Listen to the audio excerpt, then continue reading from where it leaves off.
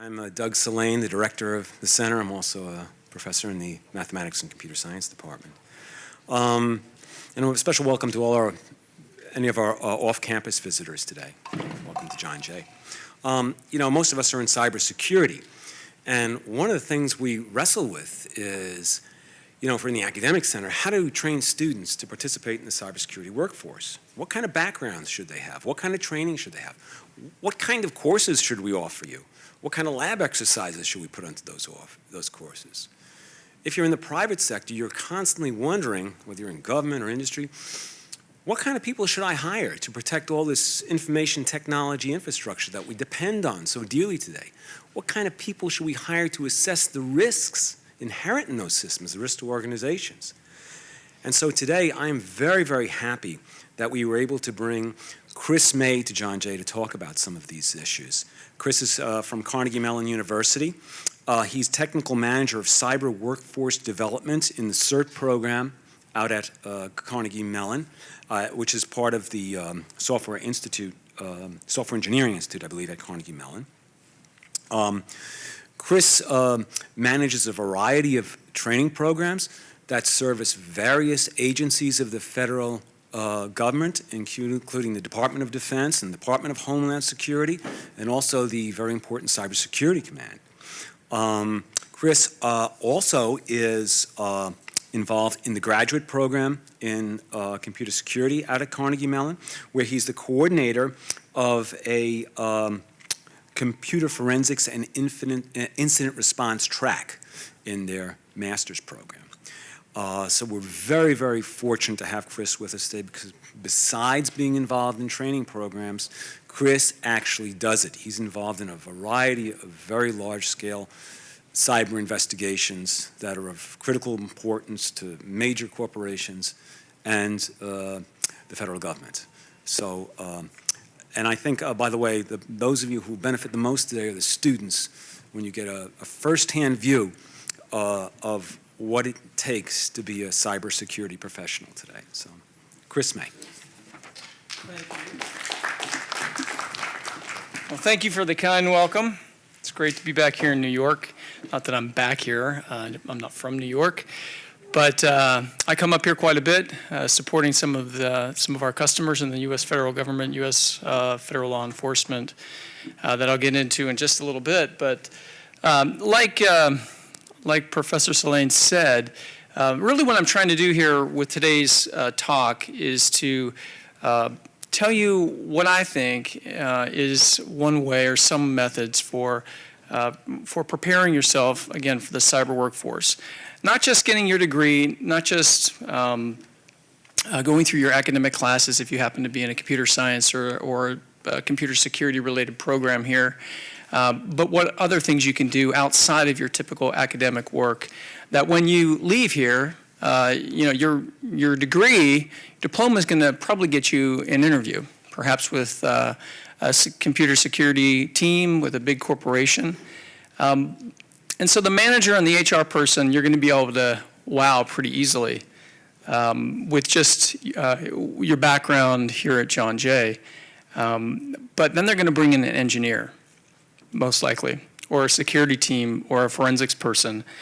And that's where, as we say in the DoD, where the rubber kind of meets the road.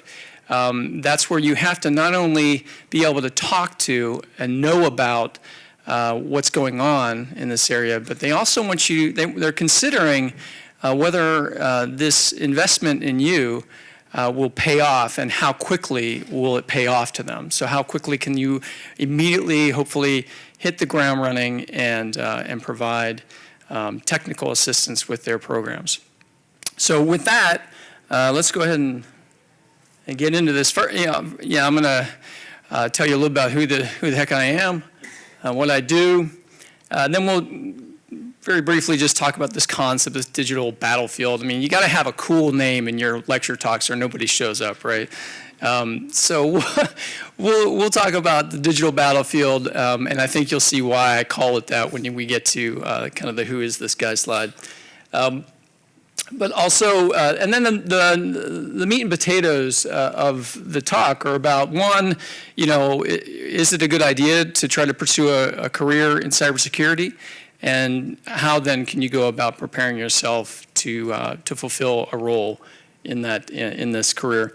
I'm going to do my best to give you some demonstrations. It's a little tricky because I've got to go over there and bring the microphone over there, so I might have to bump you from your seat in just a little bit because I'm going to have to proverbially wing it. But I want to show you guys some of the stuff we do at Carnegie Mellon in some of the courses that I teach as part of our Master's in Information Security Technology Management program within the College of Computer and Electrical Engineering. How we actually engage them in team-based hands-on response and forensics exercises. So I want to show you a little bit about that.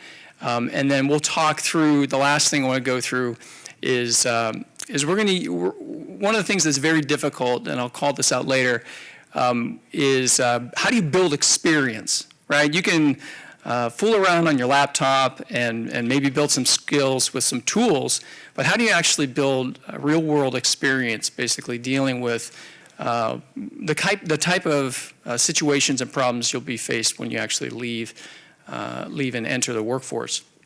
So there's a couple of ways to do it. We'll talk about that, but one of the ways that we do it at Carnegie Mellon is we use case studies as well, in addition to the hands-on activities. And this is the poor man's way of building experience, and we'll walk you through the Target breach, the recent one, and we'll talk about what we've done to use that as a case study for some of our students at CMU. So with that, so who is this guy? All of the above. I should tell you first, has anybody ever heard of the CERT program at Carnegie Mellon? One or two, three, oh, okay, more than that. Okay, so CERT used to stand for Computer Emergency Response Team. It was the result of a thing that happened on the internet in 1988, in October 1988, and I wish I had some Tootsie Rolls. I'd throw it out to the person that could name that. Anybody have any idea what was the big thing that happened in 1988? Yes, sir. Morris Jr.? Yeah, right. So the Morris worm came out. That was the first big deal that happened on the fledgling internet at that time. And it freaked out a lot of people, particularly people in uniform with a lot of stars on their shoulders, because they're saying, wow, all of our command and control systems, our defense-related systems are either being considered to be connected to this thing called the internet, or they already are. And so a lot of people got very, very nervous, and they said, well, where are the smart people? Who can handle this? Who can coordinate these type of events? And so the DoD looked around, and they saw that there was a critical mass of expertise at Carnegie Mellon University within one of its a federal lab, which is where I work. The CERT program, or the CERT division now, is a part of the Software Engineering Institute, which is DoD FFRDC, which stands for Federally Funded Research and Development Center. That just means that the bulk of our money, the vast, vast majority, 95+% of all the money that the place uses to operate comes from Department of Defense customers. So almost all the work I do in my primary job, my non-faculty job, is work for the U.S. Department of Defense. And for the last 13 years, that's what I've been doing, is I've been working with U.S. Cyber Command, another large organization that is at Fort Meade, Maryland, that you probably know about, as well as the services themselves, and I'll talk a little bit about that as we get into some of these exercises a little bit later. But of late, the last 2 or 3 years, we've been working with U.S. Cyber Command and all the component commands, so Marine Forces Cyber Command, Army Cyber Command, the Air Force Cyber Command. There's thousands of folks that are now trying to become the most elite cyber mission force in the world. And I'll tell you that there are some barriers to that, and maybe I'll reference this a little bit later. But that's really what we do. We build large-scale exercises and training programs. We teach them the tricks of the trade, or the tradecraft, as it says there. So that's part of it. I also teach. I've been teaching for a long, long time in the Information Networking Institute's security programs there, master's degree programs. In fact, this is the 17th consecutive semester that I've taught in that program, in this CIPHER track that I helped start, which is Cyber Forensics Incident Response track for this program. 17 consecutive, every spring, every fall. It gets a little tiring after a while, but hopefully I'll give you a chance to see what we do. So we try to shift it a little bit and make it very student-centric versus instructor-centric, and that helps it be very interesting year after year.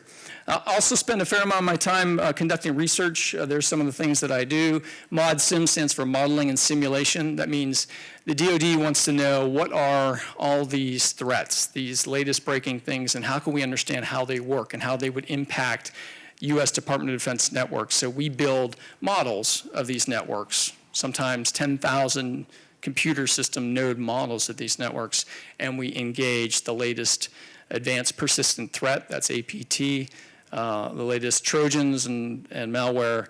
We test them in there, and we conduct research and provide feedback to our sponsor. And yes, there's me long, long ago when I was an Air Force captain, cyber security officer way back when. Okay, so with that, you can see that the digital battlefield, it's all around us. It's like the Force. Remember how Obi-Wan described the Force? You know, it surrounds us, it penetrates us.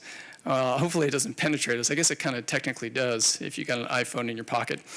But the notion is that we all are completely reliant, dependent, interwoven. Our lives are completely interwoven on this digital battlefield. So why do we call it that? So the internet reaches into our lives in just every way imaginable now. We rely on it. In fact, my wife's going through nursing school, and she just went through a cardiac program, advanced cardiac life-saving, and it involved defibrillators, internally surgically implanted defibrillators. And so one of the things that we've done some research on, if you do a little bit of checking on YouTube, you'll see that that how you configure and report and upload data from these devices is through Bluetooth, through wireless technology.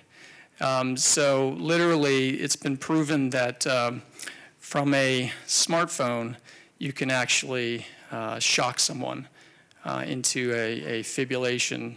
And it's a little scary now. So that's one way of kind of considering how deeply our lives are intertwined in this battlefield. The second little bullet there, this notion of a persistent global conflict. So we're kind of in a state of war, only the problem is that nobody knows who's fighting who these bad guys are, and we kind of hopefully know who the good guys are. Although, again, if you watch CNN much, sometimes the lines are a little blurred. Who you think are the good guys may not be in some cases, depending on your perspective. Absolutely borderless. When I get into the target breach in a little while, you're going to see how pervasive and how global this digital battlefield really is. There really is no border.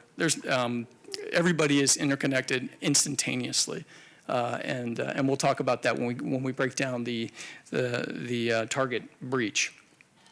Now, the other thing there is the war, the persistent global conflict, is in fact waged by not just criminals, but also, of course, nation states. There are some very, very powerful units within the Defense Department outside of the United States that conduct operations against U.S. interests all the time, regularly. And we monitor and follow and track what they're doing. But because we're the good guys, right? So the bottom slide there says, hey, we're the good guys, which means we have certain limitations of what we can do. right? We have to follow the rule of law. We are not allowed to fight back, technically. Even the U.S. government, when an offensive operation occurs, that takes a very, very high level of approval, like all the way. Yes, sir. Would it be fair to say, to drop the division between criminal and warfare, and say it's basically become very gray? Lots of state actors, lots of non-state actors, with various goals, may or may not qualify as war in the traditional sense, although you can argue that moving an adversary to a position to your advantage is the definition of war. It's true. Thank you. That's precise. Without shooting. One of the issues that's a little different, I think, in cyber war or in this global persistent conflict, is that it never, as of yet, no cyber action has actually escalated to any kind of what the DoD calls a kinetic action. That just means where they launch airplanes or missiles or they send in Marines. Kinetic activity is our traditional, what we think of as war, right? But thus far, nation states who we know are actually engaging us and are stealing our data and are penetrating some of the most sensitive networks, not only the ones within the DoD, but the ones that provide our own public safety, so power and electric, and water purification. And all of these which is 96% operated by the private sector in our country. And so what really is over the line? Thus far, we haven't seen what over the line is. Yes, sir. Chris, my apologies for a second interruption, but Please, no. what about Georgia?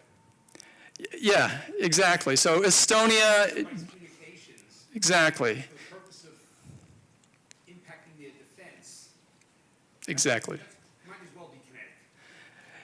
This is true. It hasn't yet resulted in tanks going over borders, but Estonia and Georgia in the last 5 years were cases where either nation states or certainly hacktivists who have a very nationalistic motive were able to take down large swaths of the infrastructure within these countries and impact those countries significantly. And that still occurs all the time.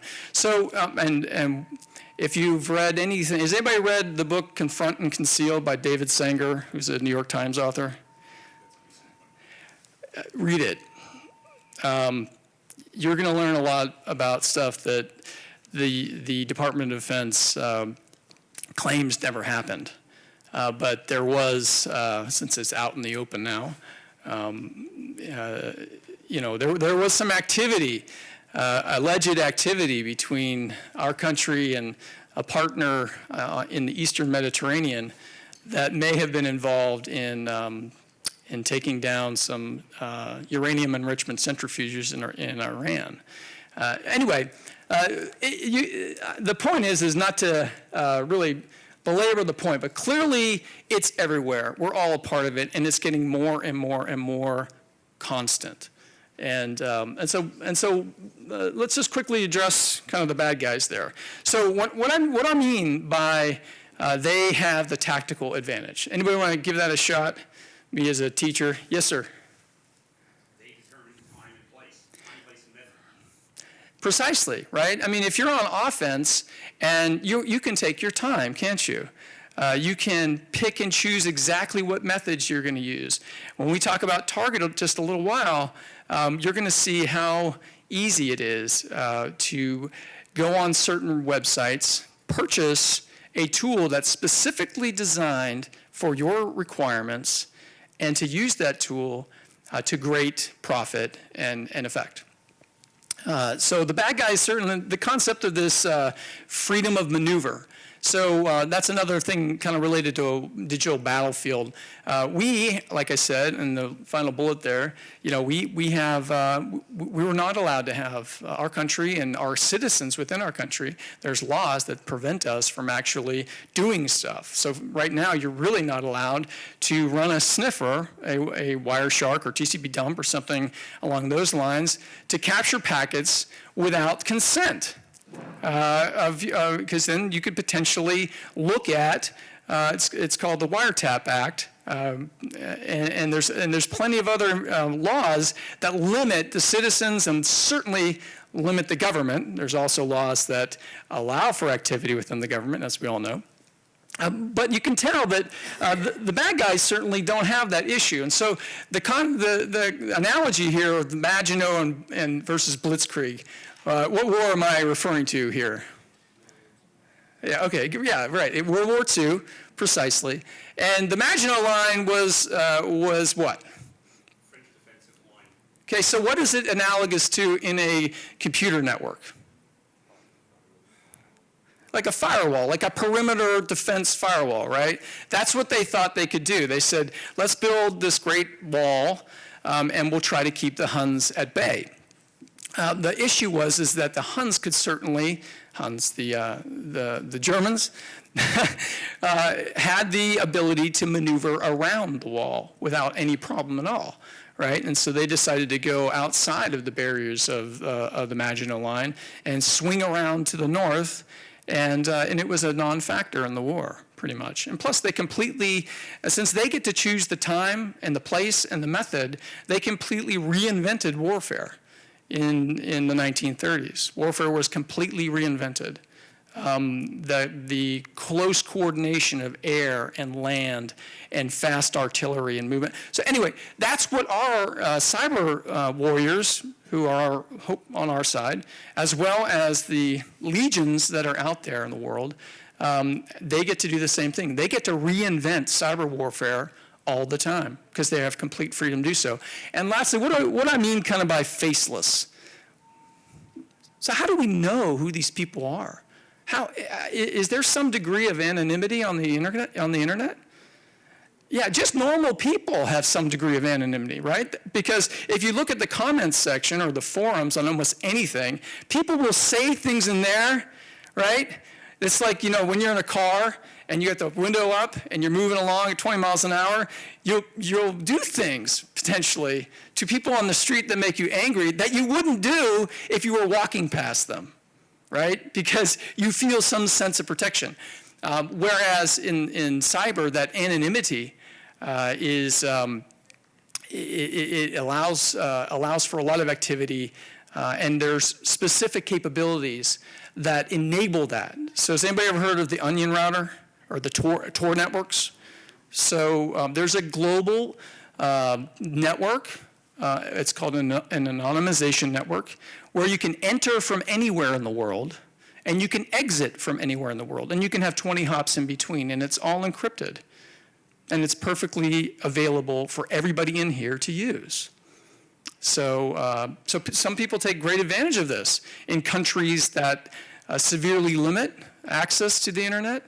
It's used, but it's also used by our adversaries. And it makes attribution, which is an intelligence term, which is basically being able to attribute something to another individual or country. It makes it very, very difficult to do and very costly.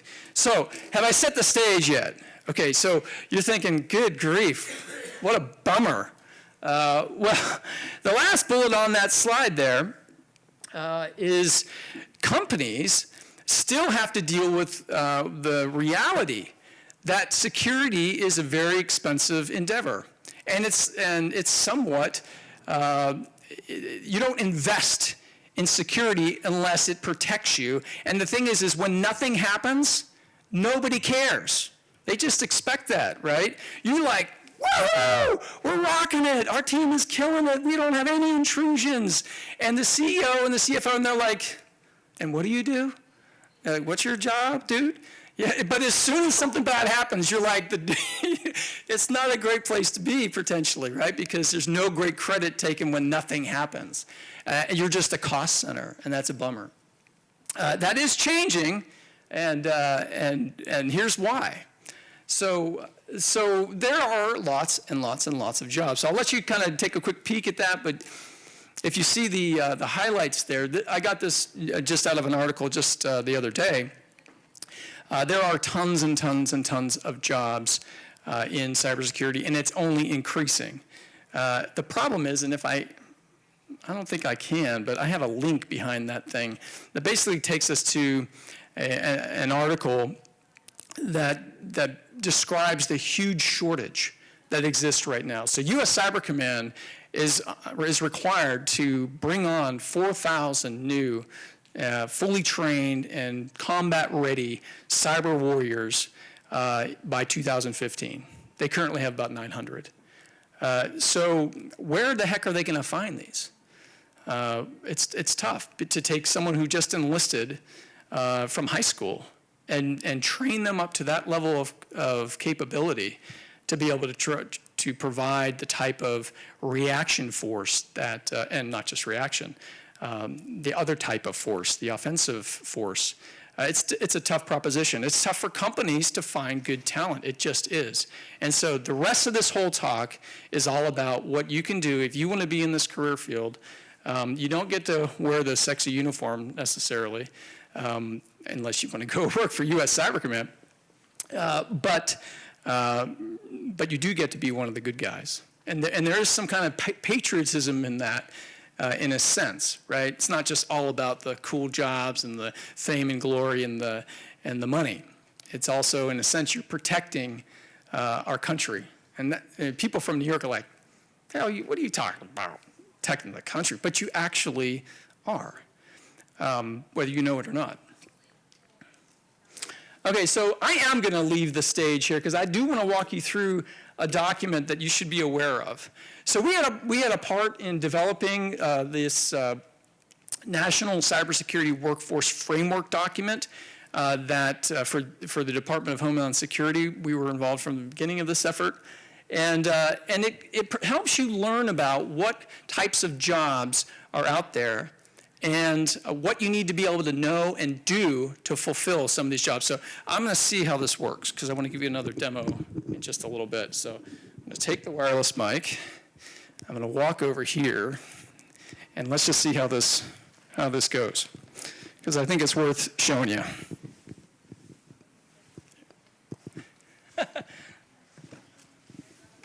Hey, do you mind holding that? It's teasing. Okay, so this is a link right here, but I actually have it already open to a document, a PDF file.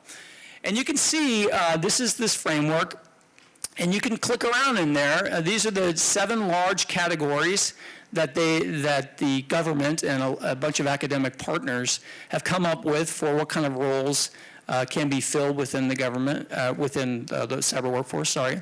We'll just start off with protect and defend. You click on that, and it brings you to some of the types of roles that exist in this area under protect and defend. And you can keep drilling into this. So if you want to learn more about what it takes to do incident response, which means something bad happens and they react, you can look here and look at the specific tasks that everybody, in fact, you know what? I'm going to make this larger because I think that you guys may be having trouble seeing it.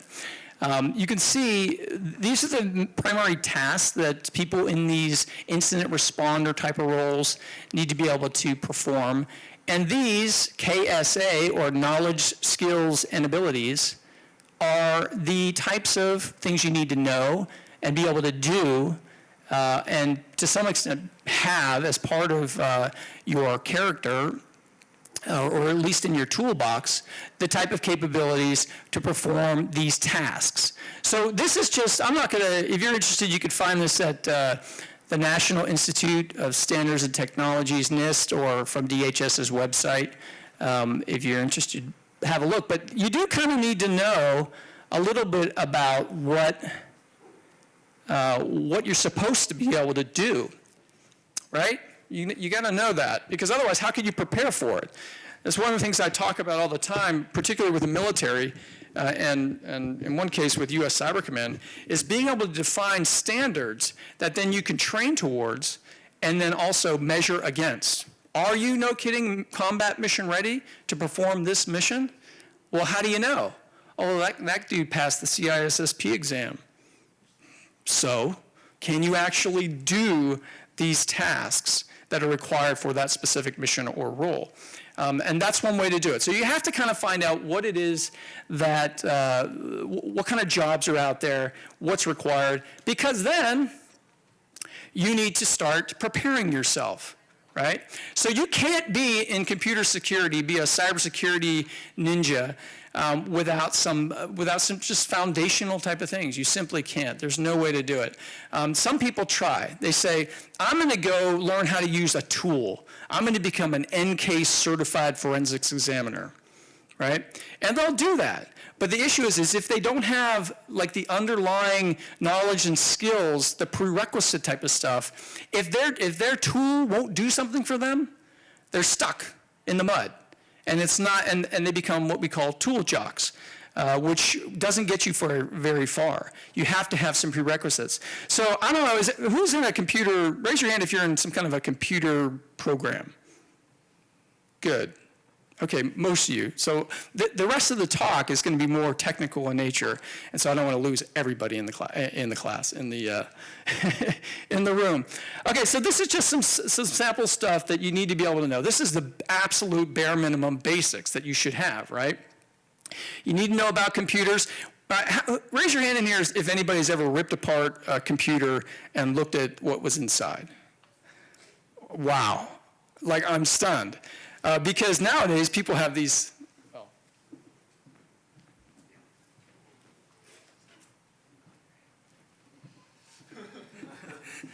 people have these type of things, right? And they're like, it's too pretty. I don't want to tear this thing apart. It's just, ooh, you know? And it becomes a little bit more challenging. But when I was coming up, in the ranks, there were these big clunky white boxes that you'd rip apart because the dang things broke all the time and you had to fix them. But you do need to know some of the stuff. So when you get down into computer forensics and you start taking or analyzing images or acquiring hard disk drive images, you might need to be able to understand how that hard drive works, how it's broken up into sectors, and how those operating systems then group those sectors in what's called clusters.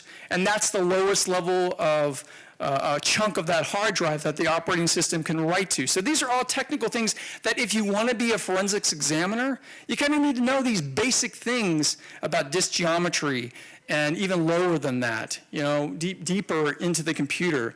You need to understand that right now, most of the malware that exists never touches the hard drive.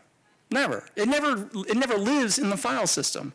It just lives in memory, right? Because memory is called, we have persistent data and we have volatile data, and RAM and anything in there is volatile data. Why do we call it volatile data? What happens if I go like this? Yeah, for the most part, that's gone. Unless you have like some liquid nitrogen and access to the RAM, perhaps, and some special tools, you might be able to recover some of that. But for the most part, you need to know, because now you get these guys, these wrench bender type of cops, right? That they go, boom, and get him, and they tackle the dude, and they throw him on the bed, and he's some nerd anyway, so it wasn't that hard. And then they go over and they're like, there's the hard drive. Go get all those USB drives and grab that computer. We got to get it to the nerds in the white coats in the forensics lab.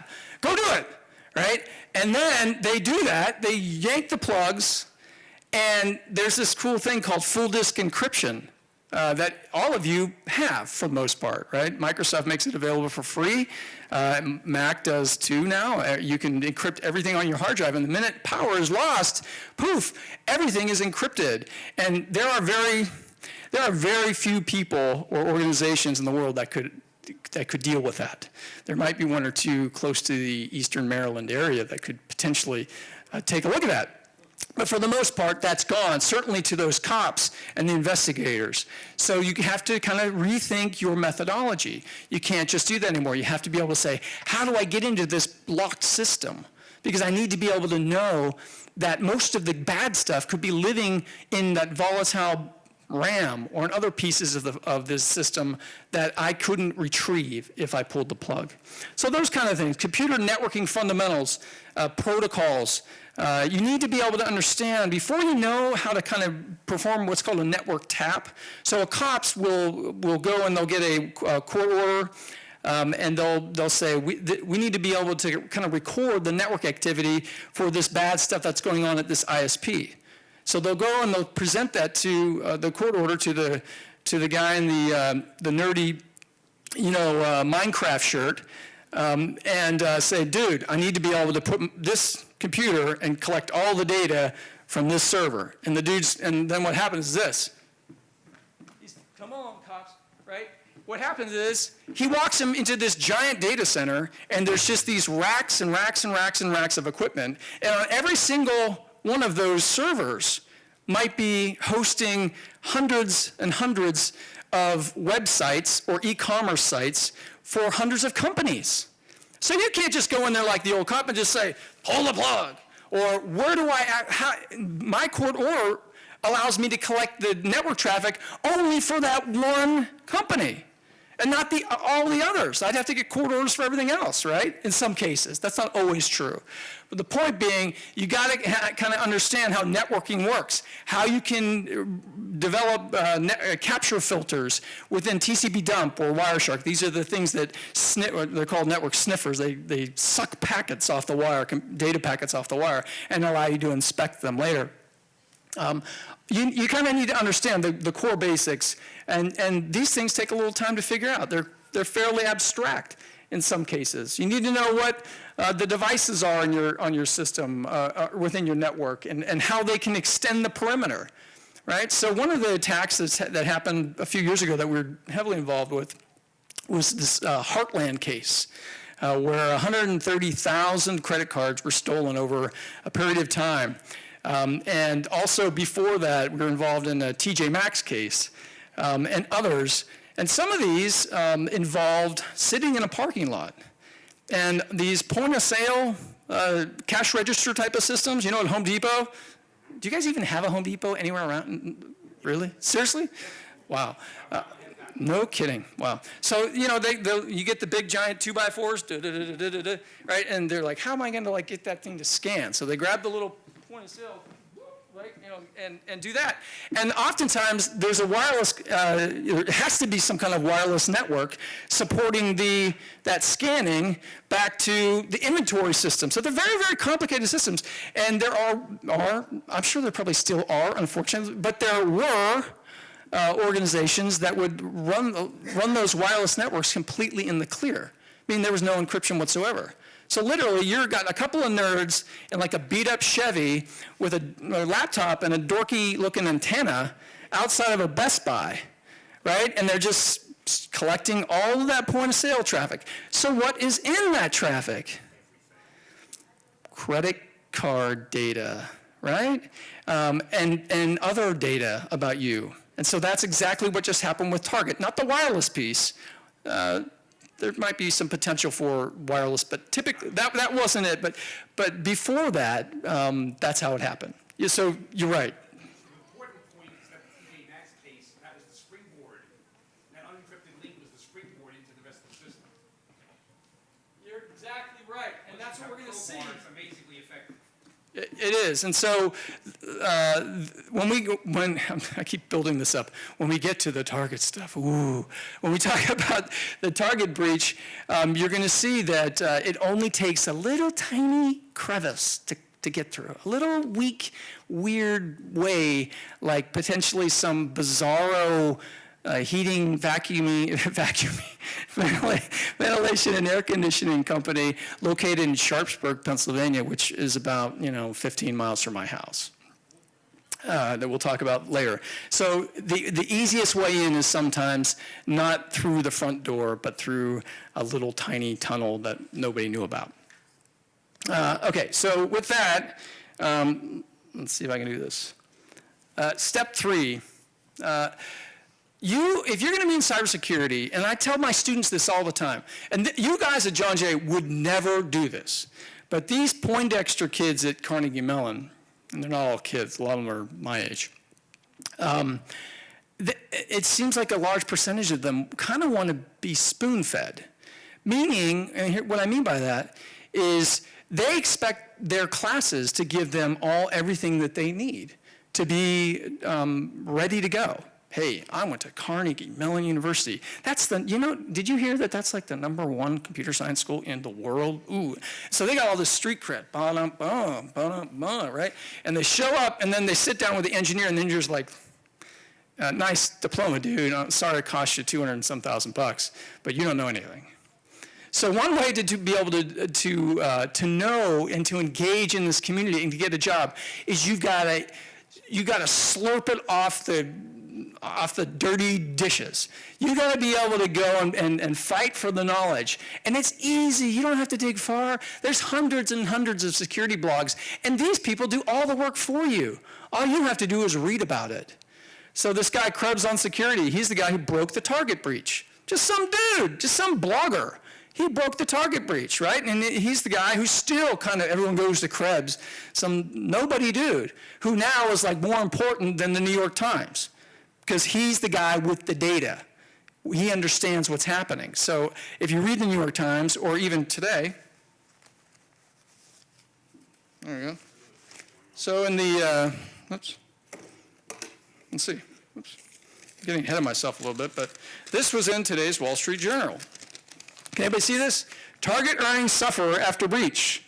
61 million lost last year. 46% lower revenue in the fourth quarter last year. 46%. Yeah, and there's way more. We'll get to that. And so it definitely is something that you should avail yourself of. You should also participate, if you're in this field and you want to be, in some kind of security associations. Most of them are really cheap to be involved with. InfraGuard is always free. That's the FBI's outreach program for security professionals, where they have meetings all the time. They talk about cybercrime and what you can do to prepare. And these are totally free, and you get to engage folks from the FBI, or at least, if not them, you get to engage some of the best folks in the community who show up. And in New York, my gosh, there must be a huge, awesome InfraGuard chapter, or many chapters. Anyway, sorry that I brought up the whole spoon-feeding thing, because mostly students don't like to hear that. But you're not always going to get it from your faculty, everything you need. You need to dig into it yourself. In my classes, they need to be able to brief the class and teach the class about any new breach or anything, that they do the research on themselves. And I'll show you what I mean by that in just a minute. After you do your knowledge building and you stay involved in that all the time, then you got to get your skills on. That means you have to be able to use some of the tools of the trade. I don't want you to become tool jockeys, but you also need to have some skills when you hit the workforce. And most of these tools that are functional equivalents to commercial grade products, or even in some cases used, when I say they're free or they're open source, many of them are as powerful or better than stuff that costs hundreds of thousands of dollars. So let's take a look here. Virtualization platforms. What's that? What's a VM? Anybody know? Yeah. It's an operating system running inside a program, pretty much. Yeah, exactly. It's a virtual machine, a VM. It means that you can run any number of Windows systems or Linux systems, or pick a flavor of an operating system, a completely separate computer, completely in software, right? And so for last year's U.S. Cybercom Cyber Flag exercise that we ran, which is a classified exercise, but I can talk about the name, we had over 10,000 virtual machines running in this massive model that provided the game space for that exercise, whereby it allowed them to respond to and to engage in a very highly realistic situation and mission. Well, you can't get to that because it takes hardware to do some of that. But you can get some free tools and have VMs on your system. Yes, sir? National Cyber is also great for getting into actual competition simulations and students. You got it, exactly. In fact, if you go to that NICS portal, which is the DHS site that I told you about on that framework, they have a list of every single capture the flag exercise or any kind of computer defense-related exercise that you can then, if you want to, you can participate in. But anyway, VMs, virtualization, those two tools, one is offered by Oracle on the right, it's called VirtualBox, completely free, very powerful. And it'll run on a Mac, and it'll run on Linux, and it'll run on your Windows box, no problem. Completely free. And then there's VMware Player, which is a Windows-only application, but again, completely free for download, so that you can build your own set of networks right on your own laptop. You know, the only thing that limits you is the amount of RAM and hard drive storage that you have for the number of systems you can run. But it allows you to build a small model and get accustomed to some of these systems. Now, the last slide, 2 slides ago, I mentioned something about prerequisite information. We talked about networks, we talked about computers. You got to know something about operating systems.